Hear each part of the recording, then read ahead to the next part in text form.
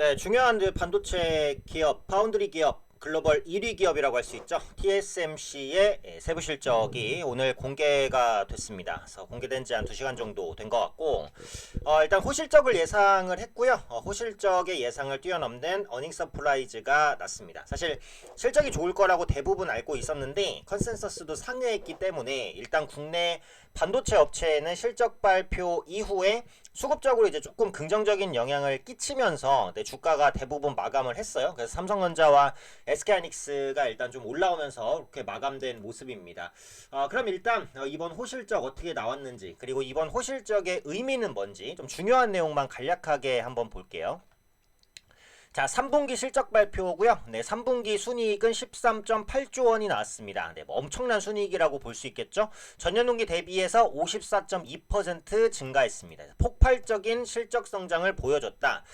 당연하죠. 네, 지금 파운드리 수요가 엄청납니다. 고성능 반도체를 만들고 싶은 업체가 너무너무 많은데 대부분 이제 이 물량들을 TSMC 맡기고 있기 때문에 당연히 실적이 좋아질 수밖에는 없고요.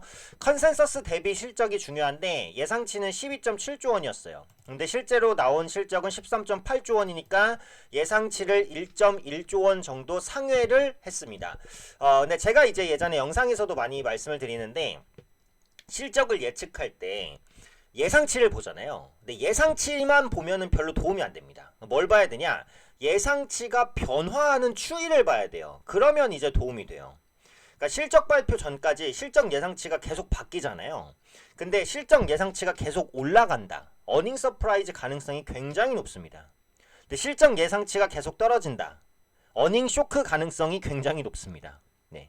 이번에 삼성전자 3분기 실적 보면 실적 예상치가 계속 내려갔어요. 원래 한 12조 원, 13조 원 전망했다가 10조 원 전망했다가 뭐 9조 원 후반대 전망까지도 있었는데 실제 영업이익은 9.1조 원이었잖아요. 그러니까 예상치가 계속 떨어지면은 쇼크가 나오고 TSMC의 실적 전망치도 계속 올라가는 추이였어요.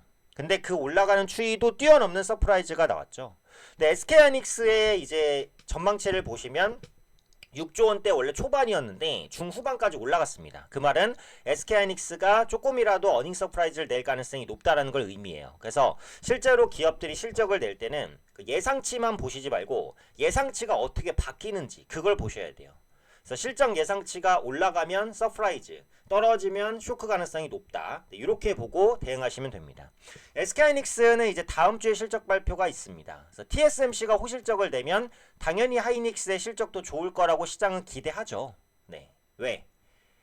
SK하이닉스의 HBM과 엔비디아의 GPU를 생산해서 결합시키는 업체가 TSMC니까. 네, TSMC의 실적이 좋다는 건 HBM에 대한 그 GPU의 그 패키징도 많이 했다는 소리잖아요. 당연히 HBM이 많이 팔렸다라는 소리겠죠. 네, 그래서 하이닉스에 대한 실적 기대는 자연스럽게 올라갈 수밖에 없다. 네, 이렇게 보시면 될 것 같고요. 한 가지 이제 특징적인 부분이 이겁니다.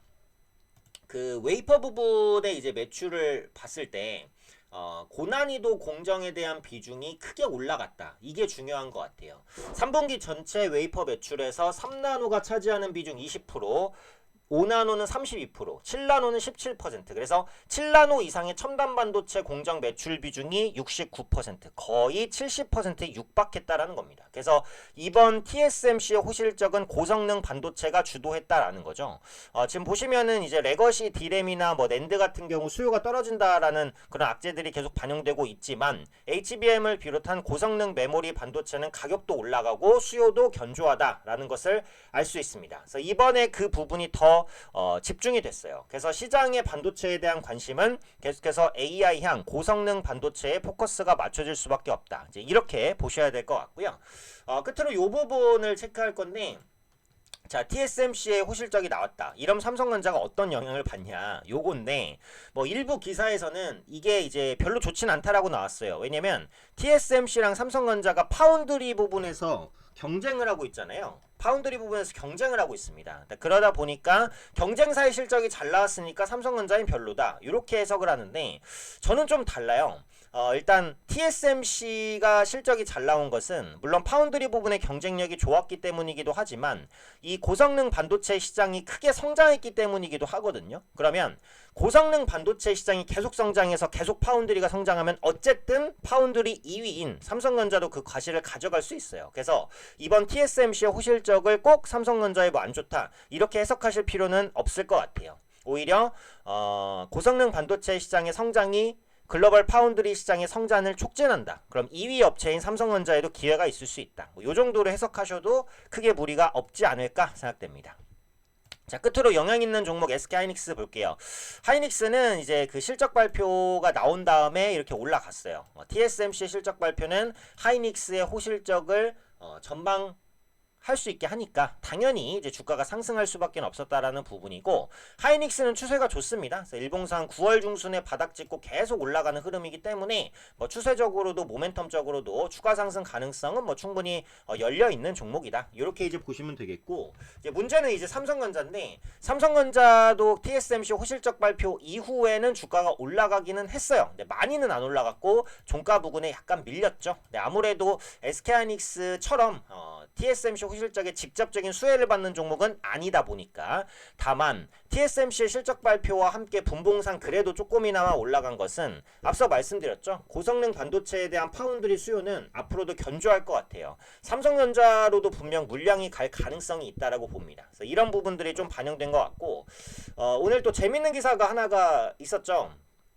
엔비디아와 그 TSMC가 블랙웰 생산 문제를 서로에게 약간 떠넘기는 그런 모습이 있었습니다. 그래서 만약에 엔비디아와 TSMC의 관계가 틀어지면 그 기회가 삼성전자로 갈 수도 있어요. 파운드리 부분의 기회가 삼성전자에 갈 수도 있어요. 그러니까 그 부분 이제 염두하시고, 일단 최저가를 그 삼성전자가 10월 10일 날 찍었고 그 다음부터는 어쨌든 안 밀립니다. 그죠? 주가의 하방 경직은 있어요. 외국인 매도는 계속되지만 주가는 버티고 있다라는 거예요. 그래서 외국인의 매도가 줄어드는 시기에 좀 더 힘찬 반등을 할 수도 있다라고 보니까 6만 원 이하의 삼성전자는 여전히 좀 매력적이다. 이렇게 말씀드리겠습니다.